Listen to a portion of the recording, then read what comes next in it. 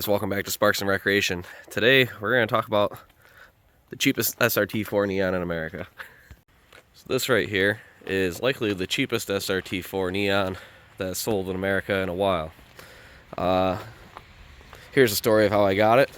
I do intend on driving it for a little while it's listed for sale, but it will be leaving because I just don't really have a use for this. I have a bunch of other cars that are either faster or more fun or whatever. So anyway, how'd I end up with it? I buy a ton of Subarus. I am a dealer here in New York. I buy a lot of my cars from, it's called McGovern Subaru out in Boston area. They seem to have a lot of nice one-owner cars come through, so I buy about 50 to 60 a year from that dealership alone. I'm a Mopar guy at heart, as most of you guys know. This came across at the Subaru dealership, and on Christmas Eve is when it was listed wholesale on a website for dealers to buy cars wholesale from the dealers that they buy from. And it said the lowest price that one had ever been sold for. It gives you a list of like the average, and you can type in the VIN and see what the lowest SRT-4 price was at auctions over the last like 5 years. They give you an average. I put like $500 less than the lowest, and that was the lowest bid you could possibly put. Basically what happened was my bid was, I got a notification saying I was outbid immediately. This ran up to a decent amount. We're talking like in the 4,000 ranges, which on average most of these seem to sell at auction for about $3,000 to $4,000. My bid was significantly below that. What's kind of funny is I then forgot about it. About 12 hours goes by, I wake up Christmas morning and it says I'm the high bidder again. I'm like, how's that? There's been like 20 bids between the time that I put in my bid and when it said you're the high bidder.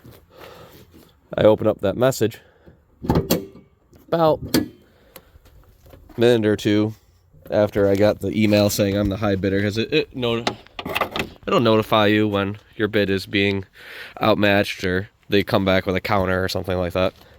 There's a note with it, says Merry Christmas, and they accepted my initial bid.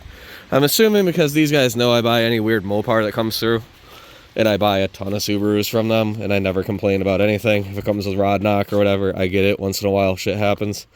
I don't ever arbitrate my cars. This is, I guess, the Christmas gift. So, let's take it for a drive quick. Has a few modifications. Got a blow-off valve. It's got, looks like an aftermarket intercooler. Intake. It has a full exhaust on it. My favorite modification of any of this, it doesn't have anything to do with the performance. It has purple LEDs behind the gauges, and it looks pretty nice. The real question is, how rotted is it?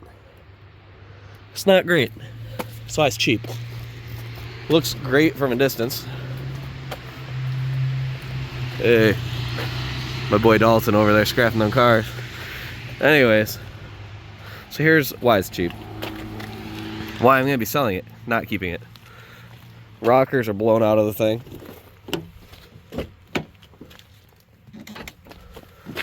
I could care less how it drives as long as the K-frame in the front is solid, which it is. That's terrible, right? I think that's bad. You should see the other side. When I ran the Carfax on this car, I was surprised because I haven't seen one. There's very few low owner, low mile cars. So it starts off pretty good back here, right? Boom, rockers are gone. It's rear dog leg shot. It's terrible. It looks like somebody tried shoving some kind of, I don't know, maybe they came that way with like a little foam in there. So anyways, this car, yes, it passes inspection, but it's not a nice car. Its years are numbered, and this drivetrain will have to be yanked out and put in something else most likely. But driving SRT-4 Neon with a New York State inspection sticker, still $4,500 car, pretty much no matter what. So she's gonna be listed up for sale. I'm gonna make a couple bucks, and I'm gonna enjoy it for the time that I have it. I've owned a ton of Neons, and this one actually drives the nicest of any of the ones I've had. And it seems like whatever tune is on it, if it has a tune, seems pretty solid. It does not seem to break up at any weird times, makes good power through the whole power band. We'll take it for a spin.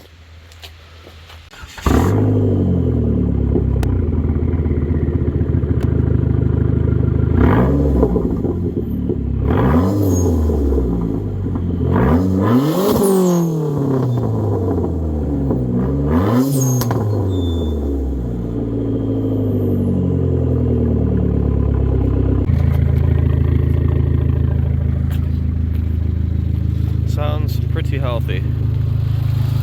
Showed up with fresh oil. Super clear. Somebody's been doing their oil changes. As far as I can tell, this 2-owner vehicle had an owner that cared about it. Looks like the first owner had it for the first like 30,000 miles, probably on lease or something. Then the next guy owned it for, it's like almost 20 years now. Some gauges. Seems like the AFR works, but oil pressure, either we have fantastic oil pressure or it's not working. This gauge broken, probably just such hard pulls it was doing. But anyways, my favorite feature, it's gonna be hard to see because it's daylight. I'll have to show this at night at some point, but actually it looks blue in this, but it's actually purple. It's pretty cool. As well as behind here, it's hard to tell, but it's also a purple hint. Purple's my favorite color because that's the color of my Hellcat. If you like Hellcats, you should watch some of our other videos involving that. Anyways, let's see how this whole girl drives. Do a couple pulls. So it looks stock turbo to me. As far as I can tell, it looks very similar to what's on my other unique SRT-4. Here, I'll show you that quick. I also bought the Holy Grail PT Cruisers from the same dealership about 6 months ago. I've been trying to get rid of it. It's not worth as much as an SRT-4 Neon, but I kind of like it. So my price is I'm going to keep it for a while price. Anyways, this is an 05 PT Cruiser. Convertible, 2-door. 2.4 HO, so same motor as that thing. With special order 5-speed. And it has a new top put on it last year. Like I said, I'll let this go, but it's pretty cool. You weird Mopar guys, you know, that's the Holy Grail of them. It's the lowest production number of PT Cruiser GTs is that body, that convertible, that motor, that tranny. Anyways, back to this thing. Let's take it for a spin quick.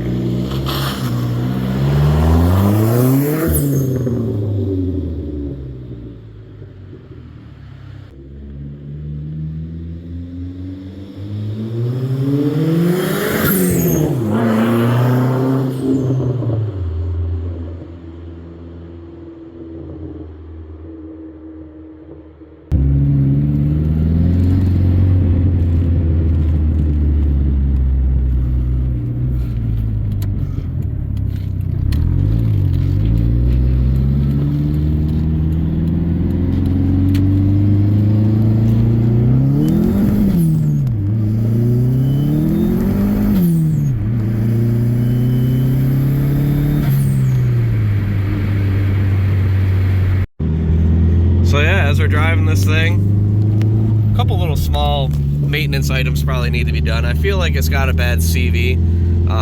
Under load, it's got a little vibration. As soon as you get off load, there's no longer a vibration. Hopefully it's just a CV. The reason I think that is when you turn sharp, you hear some clicking. Common symptom. Hopefully not something like a flywheel or a clutch issue or something that's rotational. Anyways, good temps. We got who knows, the oil pressure obviously is fantastic. Makes decent boost, sounds good. The interior of this car is in really good shape. It's not the fancy seats or anything. This is basically just a base model SRT-4. Common problem right there. Back seats look like they've almost never been used, and it has a sunroof. So I would say overall this is a very good purchase. I'm happy with it. I'm gonna put some miles on it. I'll list it up for sale. If you see it in the videos, then obviously I didn't sell it, and I think it's worth too much. Maybe I overpaid, but I did not pay much for it. So anyways, let me know what you paid for yours, and I'll leave a like if you paid more than I did. I don't know. It is what it is, and we'll see you in the next one, guys. Thanks for tuning in.